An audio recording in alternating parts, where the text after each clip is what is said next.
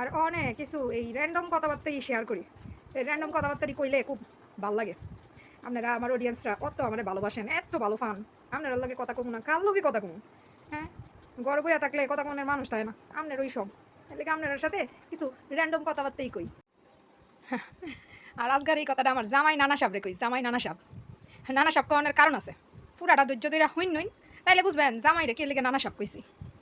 তে জামাই নানা সাহেবে হেতিনের কথা হইন না বিয়ার ফরই চাকরি দুয়াইয়া বাজাইরা বানাইছে। কেলিগা চাকরি করতে করতে তাইনের মনে হইছে যে সময় আমি যে বেলা চাকরিতে আসিলাম আমি বাজাইরা হয়ে গেছি গা। অনে আটকা কইরা বাজাইরা বানানোর পরে মন চাইছে আবার আমারে গড় বয় রাখতো। যদিও গড়ে আমার বর পিছনে আমার দোষই সক্রিয়ভাবে শতভাগ। হ্যাঁ, তাইনের তেমন কোনো দোষ আমি দেই না, কিন্তু এই যে বর্তমানে আবার আমারে বাইরে বাজাইরা অনেক টিকা বা চাকরি খুঁজনের টিকা যে যেইভাবে প্রতিরোধ করতেছে বা আটকাইতেছে, এটা টিকা আমার নানা সাহেবের উদ্দেশ্যে একটুই কথা যে হে তেনের কথা না বাজারে বানানোর সময় মন আসলো না অনে যে গর্ব হইতান চাইন। হ্যাঁ, গর্ব হয় আর কি আমনে যদি খুব ভালো কাম কাজ করতেন, হ্যাঁ একবারে কোটিপতি হয়ে যেতেন তাইলে বুঝতাম। আমারে যদি ঠিকঠাক আত খরচটা দিয়া লাইতেন তাহলে তো আর বাজারে মন লাগে না। বাজারে বানানোর সময় চিন্তা করানো চিন্তা ছিল কেলিগা চাকরিজীবী আইত বেড়ি আইত একবার চাকরি কইরা যখন অভ্যাস হইয়া জাগা বাঘ যেরুম রক্তের স্বাদ পাইলে পাগল হইয়া জাগা না। হ্যাঁ, বাঘে কইলাম রক্তের স্বাদ পাইলে পাগল হইয়া জাগা, একটা গুলি খাওয়া বাঘের মতো হইয়া জাগা। চাকরিজীবী আইত বেড়ি আইতো এরম। আমনে যদি প্রথম দিকে আমার যে সময় বিয়ার পর আমার মাইন্ডসেটটুই আসিল যে চাকরি বাকরির দরকার নাই সংসারই করবো, এই সময় আপনি আমার চাকরি পাঠাইছুন আরেকজনের কথায়। অনে তো গর্ব হয়তো চাইলেও কি কইতাম ওই যে রক্তের স্বাদ টেয়ার গন্ধ এইটা তো পারতাস না। এইবার আপনারা যারা শুনছেন অডিয়েন্স দর্শক পাবলিকরা এবার গেস করেন আমার জামাই নানা সাহেব কার কথায় আমার এরম বাজাইরা বানাইছিল, বুঝছেন নি? আর গড়ে বহনের পিছনে কার হাত থাকতে আরে গড়ে বহনের পিছে, কারণ এরম কেউরই হাত থাকবো যে জীবনে কোনো দিন আমারে মুষ্টিতে ছাড়ছেন না, কান ধরে সারা জীবন উড়াইছে বয়সে। যেই বেলা আমি খোয়ার টিক্কা বাইরেছি হ্যাঁ ফর টিক্কা আবার খোয়ারে গাতনের একটা যোগ বুঝা কোপ মারণের সুযোগের পজিশনে আসিল। সেই পজিশনটাও আমার জামাই মিয়া সবই দিছে। হেবার বুঝালেন তার কি আত্মার আত্মিক সম্পর্কটা। একাধিক সন্তানের বাপ মারারে কই, একের অধিক সন্তানের বাপ মা হয়েছেন এক চোখামিটা দূরে রাখেন। আগের যুগের আগের জেনারেশনের ধ্যান ধারণা ভাবনা লইয়া যদি চলেন তো মনে রাখেন আগের যুগের তীরে কইলাম এই জেনারেশন হালাইছে না, হালাইতে পারতাছে না। কিন্তু আপনি যদি একশো হামিটা করেন তাইলে আপনার পরের জেনারেশন আপনারে একদম সাই কইরা ব্যাডমিন্টনের কক সামনে শাটল ককটারে যেমনে একটা ফিরানি দেয় এরকম ফিরানি লেগে রেডি থাকতাম। আর একাধিক সন্তানের বাপমা হইয়া কোন সন্তানের মন কেরুম, কোন সন্তান লোভী, কোন সন্তান হিংসুট্টাক এর দূর যদি না বুঝদারেন তো বাপমা অনেক কোনো যোগ্যতাই আপনার নাই। কোন সন্তান লোভী হিংসুট্টা বেশিও এটা জানেননি? হ্যাঁ, মাইন্ড গেম মাইন্ড গেম খেলতে যেটা বেশি উস্তাদ হইব। আর যে কিনা ভিতরে যে রুম বাইরেও এরুম একই রকম থাকবো হ্যাঁ হইব আপনার দুই চোখের দুশ্মন, চোখের বালি। বাপমার প্রিয় হইতে বাপমার সম্পত্তি গ্রাস করতে ভবিষ্যতের অদূর ভবিষ্যতের সমস্ত জিনিস দূরদর্শিতার সাথে আগের থেকে ওই মাথার মধ্যে মনের ভিতরে প্ল্যানিং কইরা বাপমার কথা মতো বাধ্য সন্তানের অভিনয় কইরা যারা চলে হ্যারার ফ্যাট বড়া হিংসা আর লোভী লোভ। তেলিগা যেই সন্তানটা ভিতরে বাইরে এক বাপমার ভুলডারে ভুল করার মতন সাহস রাখে, হ্যার যদি ফ্যাটে আর শৈলের বড়া হিংসা লোভ থাকতো হ্যাঁ তো আর এই কামটা করলো নইলে হ্যাঁ চাই লইলে বাপ মা যেমনি কইতাছে একেবারে বাধ্য সন্তানই অবাধ্য হইল নইলে বা ন্যায়ের পথে চলো নইলে কিংবা তো সত্যি কথাটা মুহের উপরে কইয়া দিল নইলে।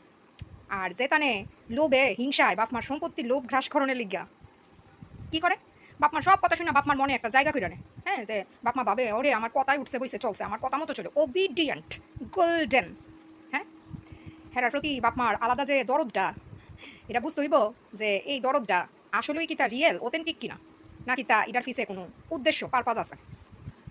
তেলিগা হেরার চাহিদা দৈত্য হইল যে বাপমা যতদিন আছে ততদিন পর্যন্ত বাপমারে আমি দেয়ামো, হ্যাঁ বাপমার কথা মতো চলবো। কিন্তু যে খুব দাবিত্রে জমা হইতাছে এই যে বাপমার কথা মতো চইলা ফিরা নিজের স্বাধীনতাটা বা নিজের ওপিনিয়নটারে যাইতা মাইরা দাবানের একটা খুব তো সবারই থাকে, এটা একটা অস্বাভাবিক কিছু না, এটা একটা রিফ্লেক্স অ্যাকশন রেসপন্স যাকে বলে আর কি। যেমন প্রত্যেক ক্রিয়ার একটা বিপরীত প্রতিক্রিয়া থাকে না, এরকম একটা রিফ্লেক্স বা রেসপন্স। তো সেই বাধ্যগত সন্তানটা বাধ্য হইছে হ্যার ভিতরেও কইলাম হ্যার মনের ভিতরে রিফ্লেক্স বা রেসপন্সটা প্রতিবদ্ধ ক্রিয়াটা কিন্তু কাজ করে, কিন্তু সে সেটা মনের ভিতরে দাবাইয়া রাখে আর ডাম্প করে কারারে ডাম্প করে যদি কোনো সহদর থাইকা থাকে কিংবা অন্য কারোর আত্মীয় প্রতিবেশী বন্ধু বান্ধব যে কারোরে মনে করেন তার টার্গেট ব্ল্যাক লিস্টে লয়ে এলো এবং নিজে যে স্বাধীনতাটা বুক করতে পারছে না হিডার হিংসার সুডে ওই ব্ল্যাক লিস্টের মানুষজনরে মনে করেন র্যাবের গুলির মতো একেবারে গুলি করতে করতে করতে করতে মনে করেন আজীবন পার করবো। কেলিগা এরা গুলি করলেও সমস্যা নাই, কারণ বাপমার সম্পদ গ্রাস করবো টেয়া গ্রাস করবো সম্পদ আর টেয়া থাকলে সব কিছু যায় আর সমস্ত কিছু তিকুই বাইরে আওয়া যায় মহামান নাই করলেও পার পাইয়া যায়। নিজের মন মতো চলতে না পাইরা নিজের স্বাধীনভাবে কিছু করতে না পাইরা যে কিনা বাপমার মুষ্টির টিকা বেরোয়া নিজের মন মতো বা একটু স্বাধীনভাবে বাঁচতে চাইছে তার পিছে লাগবো সারাক্ষণ তার পিছে লাগে থাকবো। তাহলে হিংসা নিজে যে এটা করতে পারছেন এইটাই আর কি। এটাই হইল ময় আকার নয় রস্যুকার মুদ্রান্ন শয়ের আসল নিয়ম। মানুষ বলে পৃথিবীর শ্রেষ্ঠ। কেমনে শ্রেষ্ঠ? পশু পাখির বাচ্চা কাচ্চারা দেখেন বাপমার উপরে নির্ভরশীল না, আর পশু পাখিও তার বাচ্চা কাচ্চার উপরে নির্ভরশীল না। একমাত্র এই দুনিয়ার ভিতরে এক প্রাণী থাকলে মানুষই আছে, যে আনে বাপ মা সন্তানের উপরে কিংবা সন্তান বাপ মার উপরে এত আক্রোশ, এত খুব আর এত ডিমান্ড, এত এক্সপেকটেশন লাগাইয়া বইয়া থাকে। আর মানুষ হইল মান যোগ ঘুষের সম্মিলন। এবার যেই পদের টি কিনা টেয়ার জোর সম্পত্তিরই মনে করে মান ইজ্জত মান আছে, আর পরে রে শুরু কইরা কথা কইলেই মনে করে খুব হুশিয়ার হুশ আছে। হিতা আসলে মানুষ নামের অমানুষ। পাত কেতাম কথা কইতেছি, বাচ্চা বেরিয়ে গেছে, কিছু মনে করেন না। টেয়ার জোরটা তো সব কানো খাড়ে না। দেখবেন অনেক অনেক টেয়া বিনিয়োগ কইরাও অনেক সময় কোনো মানুষ ফিরত পাওয়ান জানা, ফিরাই আনন্দ জানা। এই সমস্ত পজিশনে পড়লে বোঝা যায় যে আসলে টেয়াটা বড় নাকি কোন ঐশ্বরিক শক্তি বা ক্ষমতাটা বড়। যারা মানুষ নিজের ঈশ্বর ভাবন শুরু করে দেয়, তারা লিখে যে কি অপেক্ষায় আছে বাইরে ভাই। মানুষজন আমার ফ্যামিলির ভিতরে আমি একমাত্র বাইকা বিয়া করছি, আর কেউ করছে না। সবাই মিলে আমার কি কি করা বাজে বাজে কথা।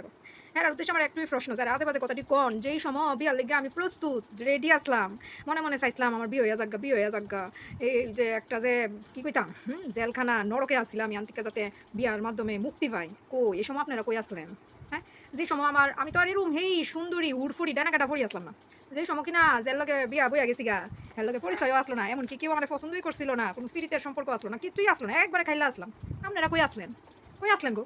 আজ যা 35 বছরের জীবনে তো আমার নাতিপুতি হয়ে যাওয়ার গারো কথা কি ভুল কইছি, কথাটা খারাপ কইছি? এরকম কি নাই 35 বছরে নাতিপুতিওয়ালা? অনেক কার মনে কোন কনসেপ্টটা মনে ধরবো, এটা কি কেউ কনসেপ্টে জোর কইরা এটারে সরাইতে পারবো? যেমন ধরেন আমার কনসেপ্ট এটাই, হ্যাঁ, যে ডাগর হইলে বিয়া দিলাম, এটা ফুল আউক মেয়ে হোক যে দুই। আপনার এই সময় কই আসলেন? ওখান যে এত বদনাম গান, ওখান নাকি কেউ নাকি আমার কীর্তি বলছে না, অত কথা কোন? হ্যাঁ, সবাই যে কোনো একজন দুজনরে আমি উদ্দেশ্য করে কিচ্ছু কই না, পাবলিক জনগণ সবারই কইছে, যে কেউ জনগণ বুঝছেন নি আমার লগে রক্তের সম্পর্ক থাক না থাক, সিনে না সিনে, হ্যাঁ, বালা দিকে একটা বিয়া দিতেন, বালা সাহেব একটা বিয়া দিতেন।